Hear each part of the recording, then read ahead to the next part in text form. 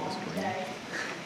Yeah, if you would move closer to the mic so we can hear you very well. Yeah, I'm not really representing anyone today other than my children. Okay. You recognize.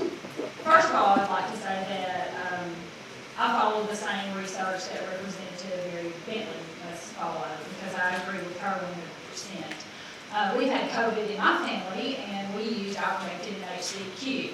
And I know that goes against the echo chamber that's been going on around here, but it works.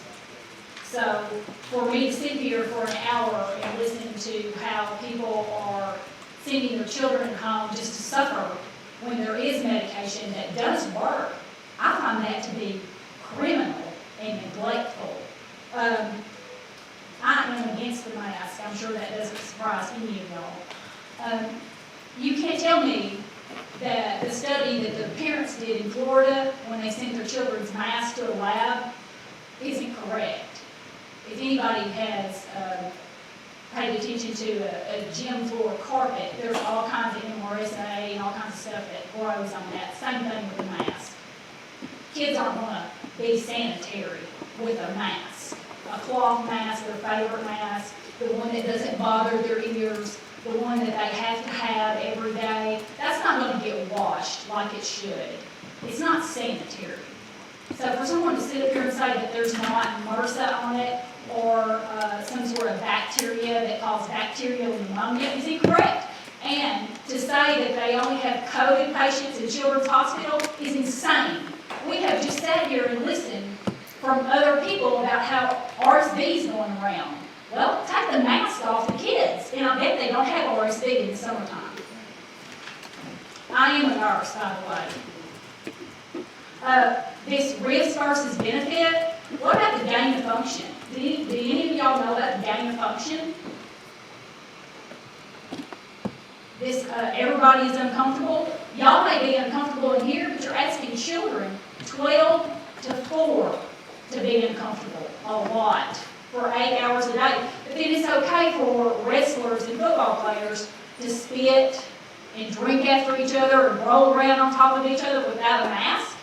That doesn't make any sense. There's no consistency. Okay, so you can't play sports. Football's so important. Well, in this state, we have rearranged our literacy curriculum. And part of that curriculum, there is a sound wall in elementary classes, kindergarten through 2nd grade in most of them. If they're following the literacy law, they're having a sound wall. The sound wall is a picture of an adult mouth right here. That's all you see. And it's the adult making the sound.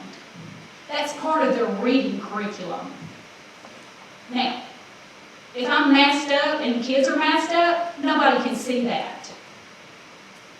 So it does impede academics.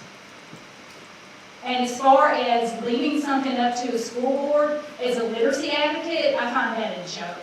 Because I have traveled this whole state for over 6 years, going into schools, fighting for kids to get what they need, because the school board system didn't work.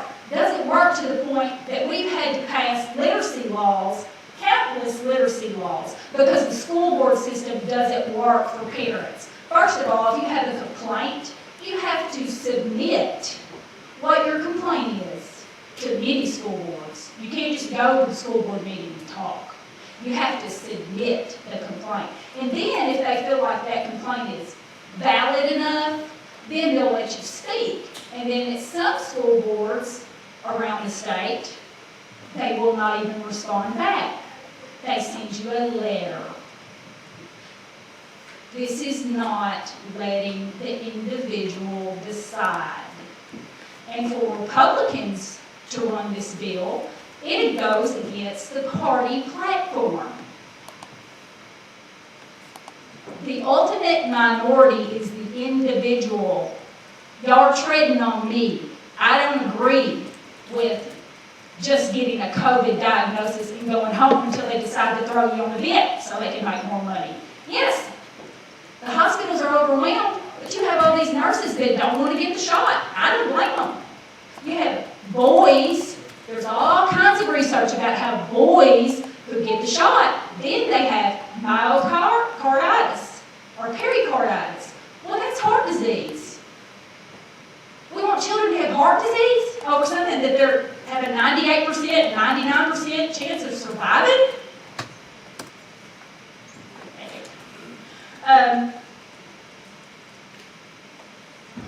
You know, they're not even doing temperature checks. He's so worried about it that they're not even doing temperature checks.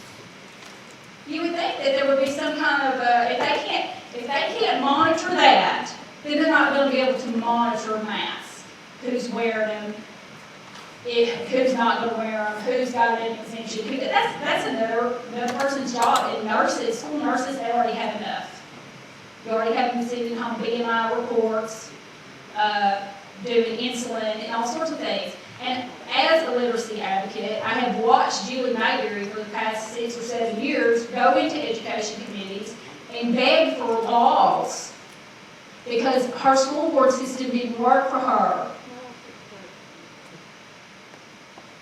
That's not the answer. It's up to the parent. So are we going to let the schools be? Are they going to be in charge when the science keeps changing and eventually the science is going to say the mask didn't work?